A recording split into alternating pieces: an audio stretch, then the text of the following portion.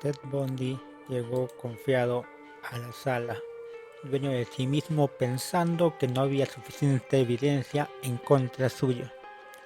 Es así como empezamos la tercera parte sobre Ted Bundy, y aquí trataremos su juicio, su condena y su ejecución. Esto es Crimen y Punto. Comenzamos. Ted Bundy no previó el impacto que tuvo la declaración de Carol LaRoche, a quien la fiscal pidió identificar al hombre que la atacó. Sin dudarlo un segundo, señaló directamente a Ted Bundy mientras estallaba en llanto.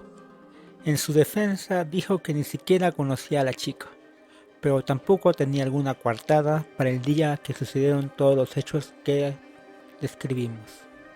Como recordaremos, Carol LaRoche fue una sobreviviente al ataque de Ted Bundy, que pudo dar más detalles de su modus operandi y también fue una pista principal para poder condenarlo y también llevarlo a juicio. Al juez le tomó el fin de semana revisar el caso a fondo, y el acusado fue sentenciado el 30 de junio a una condena de 15 años con posibilidad de libertad condicional. En la prisión se efectuaron las pruebas psicológicas que el juez había ordenado, y los doctores determinaron que Ted Bundy no era psicótico, tampoco un dependiente de drogas o alcohol, ni que sufriera algún daño cerebral. Era un hombre totalmente normal. Nadie se explicaba su fuerte dependencia hacia las mujeres y la violencia que hacía gala a su instinto asesino. Recordaremos aquí también que Ted Bundy pidió la libertad condicional pagando una fianza, pero le fue negada, ya que el psiquiatra que lo examinó vio dentro de él y dijo que Ted Bundy, aunque hablaba suave, tenía un tacto para hablar, era una persona que tenía un lado violento. Las pruebas periciales al Volkswagen Sedán de Ted Bundy tomaron un poco de tiempo, pero las muestras de cabellos coincidían con Melissa Smith y Karen Campbell, y exámenes posteriores revelaron que las marcas de las lesiones cerebrales podrían haber sido causadas por la palanca hallada en el vehículo de Ted Bundy, que fue hallado por la policía de Colorado cuando le dieron el cargo de asesinato el 22 de octubre de 1976. En 1977, Bundy fue trasladado a la cárcel del condado de Garfield para encargar este nuevo proceso, la condena de muerte. Durante los preparativos del juicio, Ted Bundy decidió defenderse a sí mismo ante la supuesta incapacidad de sus abogados, a quienes despidió, alegando de que no querían que él se declare culpable y que acepte un acuerdo, a lo que él decía que era inocente y que no podía aceptar. Con tanto trabajo ante sí, se le permitió visitar la biblioteca de la corte de Aspen, esto en Colorado. Nadie imaginaba que la verdadera estrategia era escapar, y asombrosamente lo consiguió. Se fugó 2 veces de la prisión, y esta es la primera. Se fugó con una relativa facilidad. Era el 7 de junio de 1977. Escuchó el informe del defensor público contra la pena de muerte. Durante la hora de comida se fue al segundo piso a dar una vuelta por la biblioteca. Unos minutos después, una mujer vio cómo un hombre saltaba sobre el césped y se iba cojeando calle abajo. Preguntó a un policía si era normal que las personas saltaran por la ventana. El policía salió corriendo, pero para ese instante Ted Bundy ya se había marchado. Para lograr este escape, Ted Bundy se ejercitó. Saltaba de la litera de su cama al suelo, de la litera de su cama al suelo, y así. Iba también, mientras iba a la biblioteca, iba mirando por dónde podía escapar, por dónde podía fugar. Inclusive ya tenía preparada una ropa, ¿no?, para el escape. No se sabe exactamente quién fue su cómplice, pero sí tuvo ayuda afuera. Ted Bundy, cuando ya se dieron cuenta de su desaparición, ya les llevaba una desventaja a sus seguidores, a sus perseguidores de la policía. Se encontraba cerca del río en camiseta y short para fingir que era un excursionista. Tenía la ropa escondida bajo un suéter. Caminó por la carretera y encontró refugio en una cabaña deshabitada que se hallaba en lo alto en la montaña de Aspen. Estuvo allí durante 2 días y volvió a salir, vagó por círculos y robó un Acto Cadillac. Una semana después de su fuga, la policía lo capturó a unas cuantas manzanas del lugar donde se había fugado. Aquí él indica que no fue planeado, que en las conversaciones con Ted Bundy él indica que no fue planeado y que al ver la ventana abierta, a ver el cielo azul y el aire puro, lo tentó y por eso pudo escapar. Pero finalmente fue detenido. Durante 6 meses los argumentos legales fueron interminables. El fiscal quería conectar a Ted Bundy con las chicas desaparecidas en Utah. Durante este tiempo estaban buscando pruebas en contra de Ted Bundy. Ted Bundy se defendía utilizando tácticas dilatorias. El 31 de diciembre de 1977, a las 7 horas, un guardia de la prisión de Garfield dejó su bandeja de desayuno en la puerta de la celda de Bundy y vio una figura que dormía en la cama. A la hora de comida dejó la bandeja allí. La figura era solamente un par de almohadas y libros. Cuando se dieron cuenta, Ted Bundy ya les llevaba una asombrosa ventaja. Un agujero en el techo mostraba cómo Bundy había fugado por segunda vez con la ayuda de un cuchillo de sierra. Cuando se dio la voz de alarma, ella se encontraba en Chicago. Recordemos que para este tiempo Ted Bundy tuvo que bajar mucho de peso para poder entrar en el túnel de aire acondicionado, y para esto planeó que estaba haciendo una huelga de hambre, pero su plan era adelgazar para poder entrar o caber ahí por el tubo de ventilación, ya que pasando su celda al lado que estaba la celda de los custodios o de los guardias, ¿no? Entonces él simplemente pasó, salió por el aire acondicionado y después descendió, se puso un uniforme de la policía y salió tranquilamente caminando por la puerta. Ted Bundy atravesó Estados Unidos de punta a punta, buscando una ciudad universitaria en la que pueda establecerse, pues solo en los ambientes académicos es donde parecía sentirse cómodo. Empezó en Columbus y en el campo del estado de Ohio, y echó un vistazo a la Universidad de Michigan, pero finalmente fue en Florida donde se estableció. Ahí alquiló una habitación en Tallahassee, haciéndose pasar por un estudiante de posgrado en la Universidad Estatal de Florida. Parece ser que trató de abandonar su actividad asesina, y si hubiera sido capaz de renunciar a ella y olvidarse también de sus constantes y temerarios hurtos, podría haber seguido en libertad por el resto de su vida, ya que la policía lo buscaba miles de millas más allá. Sin embargo, a las pocas semanas ya estaba cazando. Allí conoció a Frances Messier, una chica a la cual veía diariamente. Salieron a cenar y se hicieron muy buenos amigos. Ella no sospechaba quién era él en realidad ni los eventos que se desencadenarían.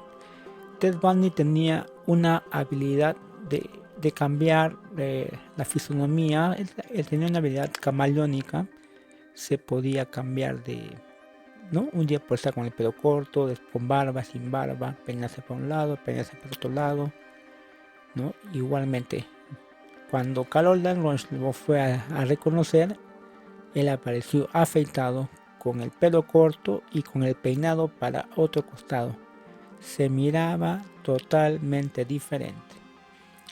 Pero muchos testigos y también Carol LaRonche describiría que los ojos de Ted Bundy, que eran azules, al momento de hablar o cometer uno de sus crímenes se volvían extremadamente negros, ¿no? Eso es lo que ellos dicen, no podemos saber.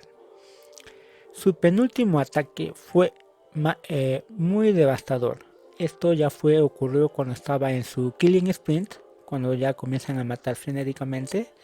Y eso prácticamente es ya cuando ya está por acabar o cuando ya está por ser capturados. Dice, durante las primeras horas del 15 de enero de 1978, vestido con ropa oscura y armado con una cachiporra, aprovechó una cerradura defectuosa en la puerta de la fraternidad femenina Chi Omega. Forzó la puerta, entró en él y fue a la habitación y atacó sin hacer ruido a las jóvenes dormidas, que se cree que no tuvieron la oportunidad ni de gritar porque el ataque fue muy rápido y muy violento.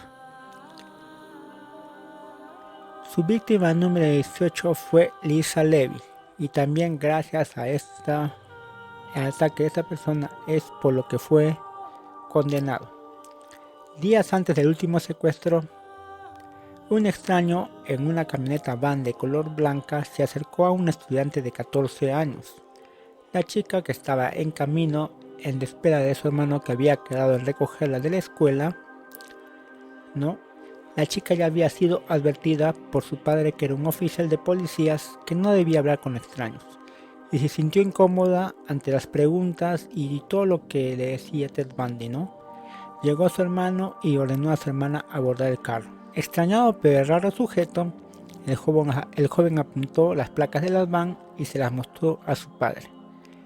El detective James Parmenter, del departamento de policías de Jacksonville, decidió investigar las placas. Correspondían a un hombre llamado Randall Ragen, a quien Parmer visitó. Ragen relata que las placas de su vehículo habían sido robadas y que ya había tramitado unas nuevas. Tuvo una sospecha e hizo ir a los chicos a que vieran unas fotografías a la estación de policías. Para su sorpresa, el sujeto que identificaron fue Ted Bundy. Dos fueron los juicios que se enfrentó por asesinato Ted Bundy. El primero comenzó el 25 de junio de 1979 en Miami, Florida. En este caso se centró en los crímenes en contra de la comunidad Chi Omega. El segundo juicio se realizó en Orlando, Florida, en 1980 y fue por el homicidio de la pequeña Kimberly Leach. Fue el juicio de la fraternidad el que selló el destino fatal de Ted Bundy. Estos juicios provocaron una marejada de publicidad y expectación en todo Estados Unidos. Estos fueron los primeros juicios o el primer juicio televisado en televisión abierta nacional en todo Estados Unidos. Bundy era visto como la encarnación del mal. Las miles de pesadillas giraban en torno a la imagen de este despiadado asesino. Al mismo tiempo, docenas de jovencitas con cabello largo, lacio y negro le enviaban cartas ardientes y le expresaban su amor. Todas ellas se ofrecían a lavarle su ropa y convertirse en sus amantes. Las salas del juicio estaban repletas de jovencitas que admiraban y que pensaban que Ted Bundy era muy guapo, muy simpático y que no podía haber cometido sus crímenes. Ted Bundy actuó como su propio abogado y siempre confió en poder hacer que el juicio fuera lo más justo posible. El jurado estuvo compuesto en su mayoría por personas de color oscuro. La intención era que no se cargara con prejuicios al dicho jurado, pero las evidencias predeterminantes o determinantes, sobre todo en el caso de la hermandad Chi Omega, fue primero el testimonio de la sobreviviente Nita Nyari, señalando a Ted Bundy como el sujeto que alcanzó a ver salir corriendo por la puerta. El otro testimonio contundente fue aportado por un odontólogo, el doctor Saul Byron, quien mostró una serie de fotografías de las nalgas mordidas de Levy y cómo las marcas de dentadura correspondían a la perfección con los dientes de Ted Bundy, ya que Ted Bundy tenía los dientes superiores un poco chuecos. Y en esa forma es de que las mordeduras eran como si hubiese mordido una vez, hubiese vuelto a soltar y vuelto a morder con mucha fuerza. Las heridas eran profundas, ¿no? Ahora, ¿no? En esta época no había ADN y ahora podemos considerar que una prueba de este tipo ¿no? dental, de odontológico, es una prueba forense antigua o basura, ¿no? Porque no necesariamente tienes que, por los dientes se pueden juzgar, pero en este caso sí fue así. La madre de Ted Bundy testificó e imploró por la vida de su hijo y él mismo tuvo la oportunidad de dar una buena razón para que no se le sentenciara a muerte. Entre otras cosas, se quejó, dijo que era un chivo expiatorio, que era una farsa y que era un juicio injusto y abusivo, y que no tenía ni siquiera por qué pedir clemencia por algo que él no había cometido. El 23 de julio, tras 7 horas de deliberación, el jurado decidió que Ted Bundy era culpable. Al escuchar esto, Ted Bundy soltó un grito como el de un animal, donde vemos ¿no? Tenemos una foto icónica de él cuando se levanta y levanta la mano y es en el momento en el que lanza su grito, ¿no? Después se pasmó y se quedó sin mostrar emoción alguna. El juez Coward recomendó una pena de muerte en la silla eléctrica por la muerte de Lisa Levy y Margaret Bowman de la comunidad o de la fraternidad Chi Omega, y le dijo las siguientes palabras: el tribunal concluye que ambos asesinatos fueron realmente atroces y crueles, extremadamente perversos, sorprendentemente malvados, viles, y el producto de su plan un alto grado de dolor y una indiferencia absoluta por la vida humana. Es de aquí que sale el nombre de la serie o de la película, ¿no? De Ted Bundy, extremadamente malvado y perverso. Es por las palabras que dijo este juez. El 7 de enero de 1980 comenzó el juicio por la muerte de la pequeña Kimberly Leach. Esta vez, Ted Bundy, cansado, decidió no defenderse a sí mismo y quedaron como sus representantes los abogados Julius Africano y Lynn Thompson. La estrategia fue apelar por causa de incapacidad mental. Era una ruta muy arriesgada dado el resultado del juicio anterior, pero era la única opción para un asesino como era Ted Bundy. El fiscal no tuvo problemas en darle la vuelta a estas débiles estrategias. Ted Bundy perdía cada vez más el control, gastando ya sus energías simplemente en explotar contra todo el mundo para no mostrar su lado más vil, más visceral, ¿no? Ya no le servía de nada aparentar calma y dominio de la situación, sabiendo de antemano que ya su destino estaba decidido, ¿no? Porque ya había sido condenado en el juicio anterior a la pena de muerte por la silla eléctrica. Sorprendió a todos cuando anunció su matrimonio con su amiga, así que prefería que la llamen Carol Ann Bond, una antigua compañera suya de trabajo, y gracias a una arducia legal del estado de Florida, que era posible señalar un matrimonio en el estrado y estando en juramento declarado ante el juez. Es así que Ted Bundy solicita que Bond se dirija hacia donde van los testigos, ¿no? Y así es, ¿no? ¿No? Él la llevó, ¿no?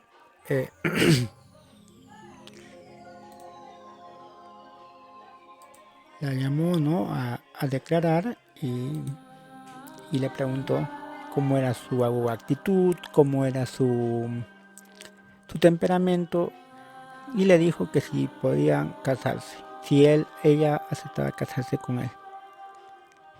Ella le dijo que sí, y ambos pasaron su luna de miel en el pasillo de los condenados en la cárcel de Redford.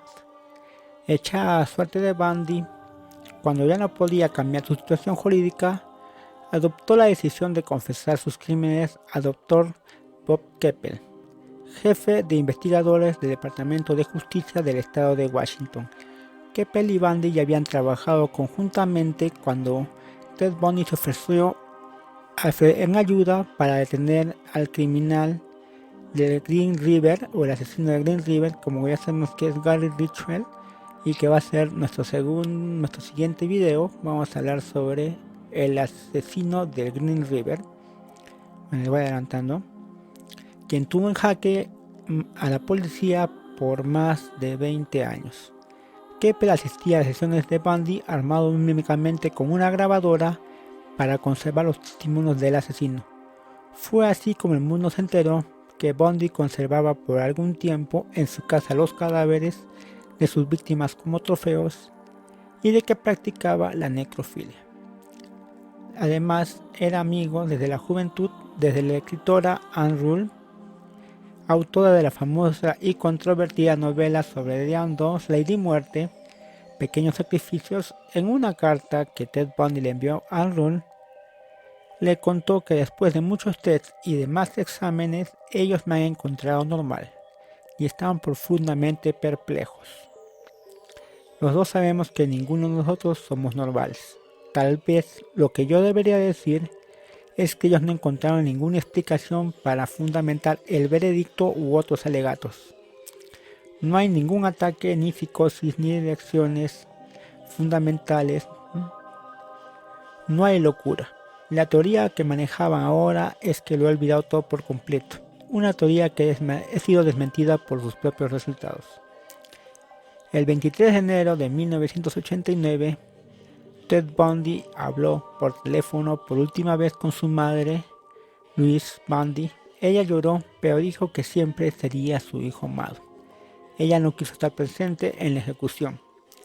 El 24 de enero de 1979, día de ejecución, tuvieron que sacar a Ted Bundy por la fuerza, ya que él no quería salir. Lo raparon como la ley exigía, pidió permiso para ir al baño, pues había escuchado que los condenados se orinaban y defecaban encima al recibir la corriente eléctrica. Como los guardias se les mostraban reacios, un sacerdote pidió que le pudieran conceder la última voluntad del condenado.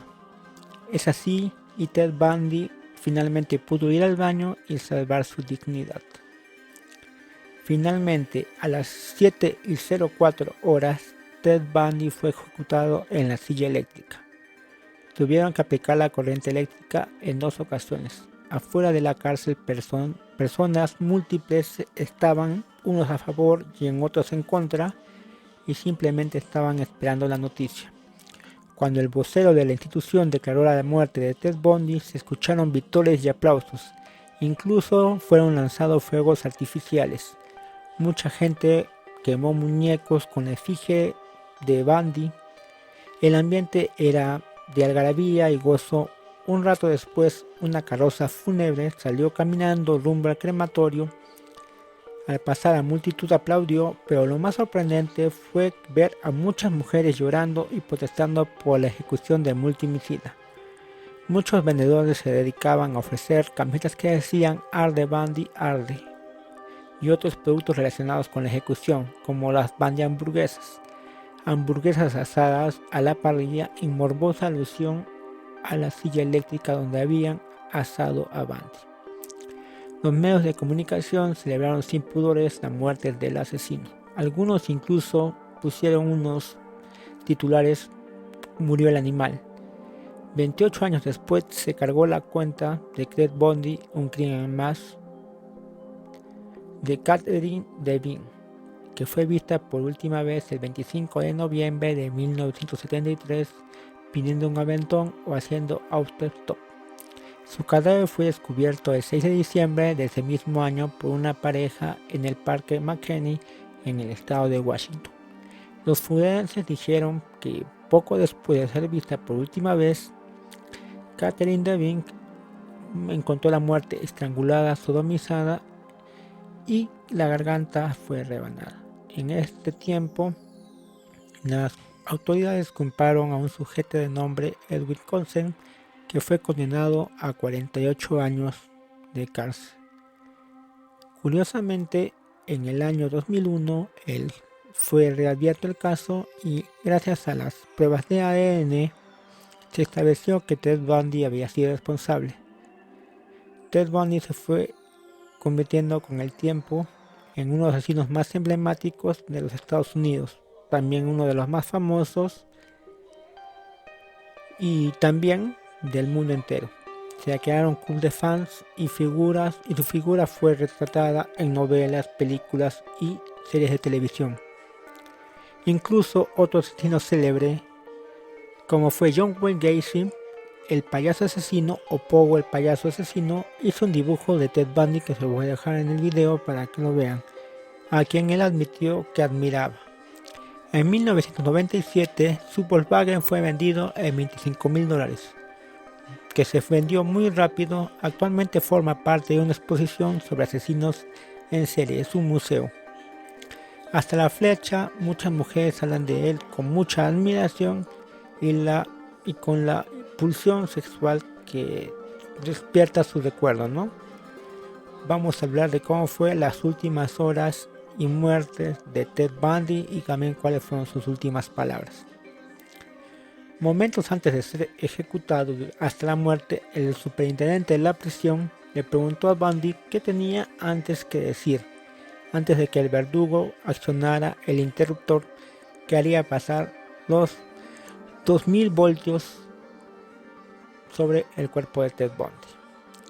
El asesino vaciló, escribió al periodista Barry Berak, su voz tembló y es entonces que Ted Bundy pronunció su oración final. Me gustaría que le dieras mi amor a mi familia y amigos. Informó el periodista Berak que hizo su biografía, ¿no? Que Ted Bundy se contactó con él para poder contarle su historia, ya que decía que lo estaba incriminando. Estas últimas palabras fueron dirigidas a Jim Collier, su abogado, y Fred Lawrence, un ministro metodista, quien supuestamente consoló a Ted Bundy durante sus últimas horas. Distintos psicólogos, psiquiatras se han puesto a investigar o a analizar qué es lo que tendría que llevar, ¿no? ¿Por qué Ted Bundy dijo estas palabras? Dice, a los psicópatas una cosa se les conoce por ser muy superficiales. Brian Fox, un profesor de criminología en la Universidad del Sur de Florida y ex agente del FBI, cree que Ted Bundy quiso mantener esa imagen de que tenía una familia que lo amaba, que tenía amigos que lo querían, sabiendo aún que todo lo que había hecho. Estas palabras iban a transmitir el claro mensaje de retratar la imagen de que él fue amado hasta el final. Fox, cuyo trabajo se centró en psicología del comportamiento de asesinos en serie como Ted Bundy, dijo que sufría de narcisismo superficial hasta sus momentos finales. El ex agente del FBI dijo que no fueron las últimas palabras de Bundy las que le golpearon. Él estuvo presente en su ejecución, sino su rostro después de haber sido electrocutado hasta la muerte. Tenía una sonrisa en el rostro. Les voy a dejar las fotos ahí, después de que recogen el cadáver de Ted Bundy. Y esa sonrisa, esa fue la forma de Ted Bundy de decir, al final todavía gané. Ed Hammond, un verdadero escritor de crímenes y bloguero fundador de Confesiones de Vampireville, dijo que las últimas palabras de Bundy marcaron su final muy resignado y complaciente, ya que no estamos viendo al Bundy arrogante durante sus juicios, estamos viendo a alguien probablemente exhausto que después de casi estar 10 años en el corredor de la muerte y realmente ya no tenía mucha pelea en él.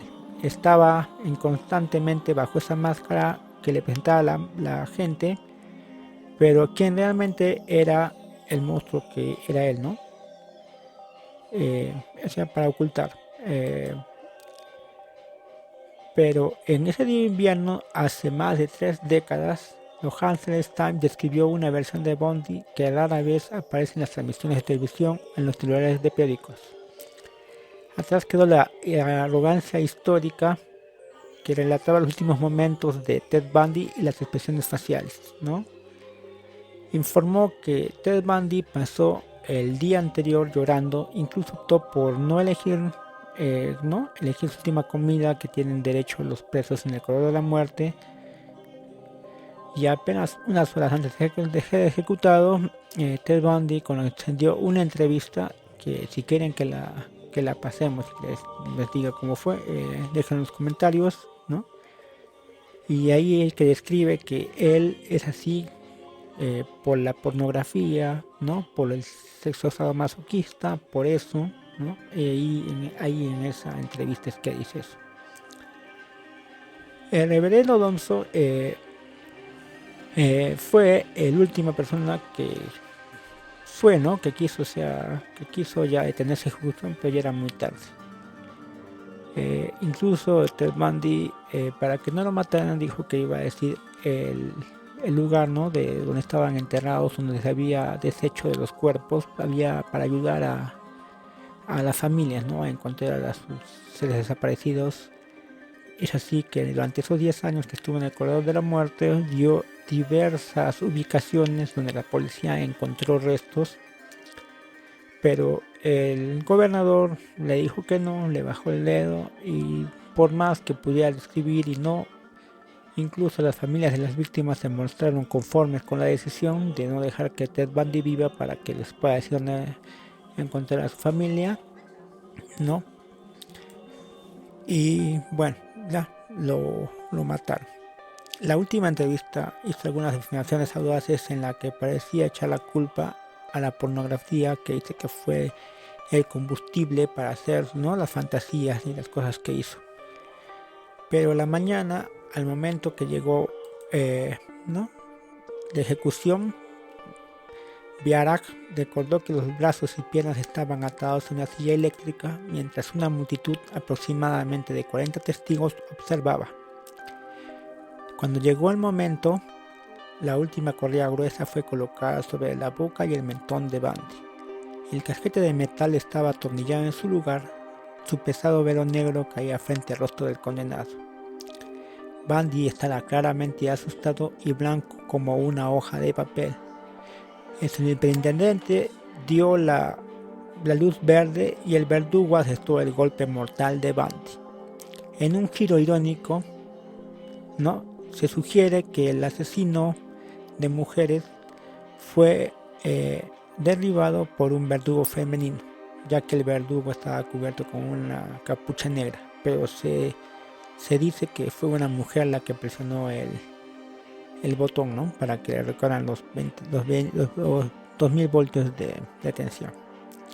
El cuerpo de Bundy se tensó, sus manos se tensaron. Un minuto después, la máquina, ¿no? La silla eléctrica se apagó y quedó el cuerpo flácido. Se acercó un paramédico, desabotonó la camisa azul de la penitenciaría de Bundy, y como escuchó un latido más, volvieron a pasar otro minuto más la corriente sobre el cuerpo de Ted Bundy. Después del segundo intento, Ted Bundy fue declarado muerto. Fuera de los muros de prisión, se informó que alrededor de unas 500 personas se habían reunido coreando Bar Bundy Bar, ¿no? Que quería decir quémate Bundy, quémate, ¿no? Cuando Bundy fue ejecutado, su novia de toda la vida, ¿no? Kofler, escribió un libro, ¿ya? Ella también fue la que le dio su nombre a la policía, ya que ella también sospechaba, como él podría decir que como una traición. Cuando fue ejecutado, no, en la noche anterior de ser ejecutado, llamó a Kofler, y es ahí que se dice que él ¿no? Que él ya le contó todos los crímenes, ¿no? Que había hecho por teléfono. Su esposa lo había abandonado, ya que se divorció con él en el año 1986, aunque tenían una pequeña hija. Ella siempre defendió su inocencia y también la llamó el día antes de su ejecución, y también le comentó que todo lo que decían era verdad, le confirmó al igual que su madre. Y bueno, desde ahí, por eso Carey Albon no fue a su ejecución. Ellos tuvieron una pequeña hija de nombre Rose Bondley, que no se sabe nada de ella, y por eso es que ella no dejó que ya lo volviera a ver. La única persona que estuvo con Ted Bundy hasta el final fue su madre, Eleanor Ruiz Cowell, quien murió en el año 2012. El juez, ¿no? Y el abogado diría que tuvo una muerte más fácil que cualquiera de sus víctimas. Incluso el juez en su primer juicio, cuando lo condenó a muerte, le dijo, ¿no?, las siguientes palabras. Le dijo que era una gran pena, ¿no?, que una persona con la inteligencia, ¿no?, de Ted Bundy fuera ejecutado a la pena de muerte. Incluso le dijo que fue un buen abogado, que tuvo una buena performance en su juicio, que le hubiese gustado practicar el derecho o que ejerciera, ¿no?, la abogacía delante de él.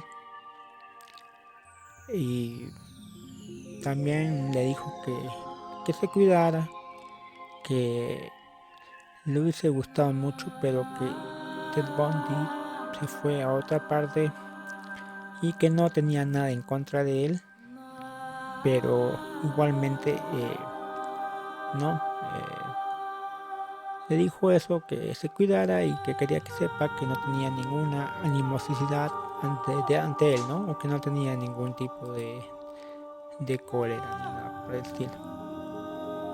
Ted Bundy se ha convertido en el asesino en serie más, podemos decirle, más mediático, ¿no?, y famoso. Esto fue la entrega, ¿no?, de Ted Bundy. El caso fue un poco largo, pero no, así fue. Y esto es todo por hoy y nos vemos. Esto fue Crimen y Punto. Gracias.